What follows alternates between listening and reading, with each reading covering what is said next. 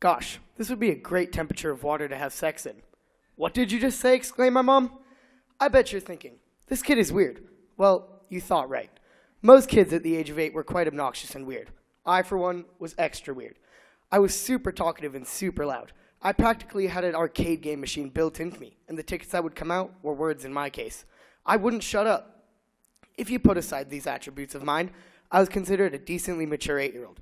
Since I was considered decently mature, my mom decided it was time I watched my first PG-13 movie.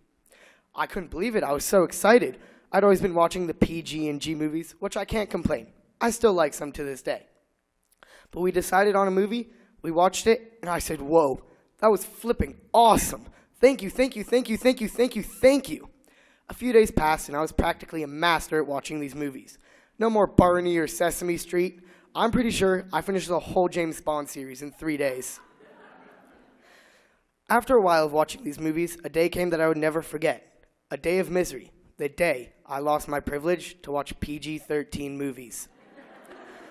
I was taking a shower, as most people do to stay clean. I turned the dial up. It was so hot I was practically burning my skin off. I turned it right in between the red and the blue dot where it was satisfying.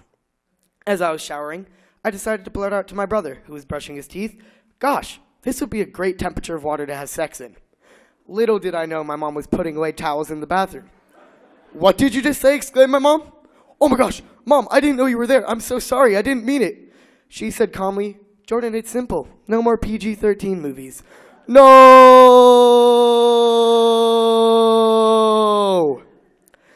As I had my mini mental breakdown, my mom said again, "Relax. You can have fun watching Dumbo." Deep down, I knew she was teasing me. A few days later, I wouldn't stop pestering my mom. I kept asking her for a second chance. "Come on, Mom, one more movie, just one more." It always resulted in the same answer, which was no. We had decided to go to California for spring break, so when spring break came around, we started to pack our bags and book an Airbnb. While we were packing, I opened my computer to look through iTunes for a movie for the plane ride.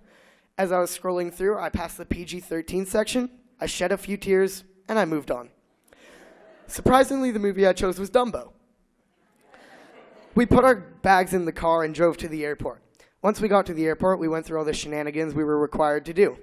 We got on the plane, I opened my computer, turned it on, pressed play, and fell asleep.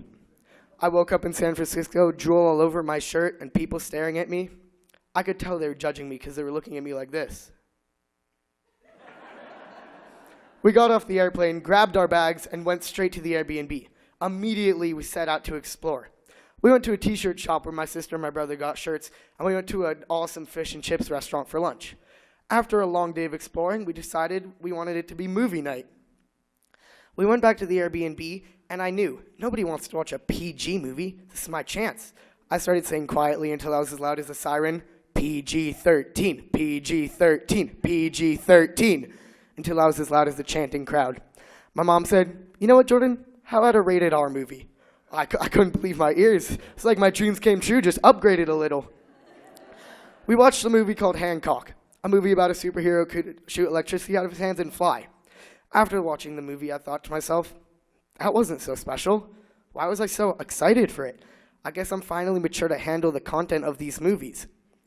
A few moments passed, and I was a very imaginative kid when I was younger, so I could imagine anything I wanted. I looked at my hands as I started to see them spark up, and immediately as my sister and my brother noticed, they go, "Jordan, nothing's there, you're seeing things." It was hard for me not to zap them, but I knew it was not the right thing to do. It took a lot of self-control. Over the years, I matured, and ever since that one day when I lost my privilege, I'd always been looking for that perfect temperature again, but just this time, not alone.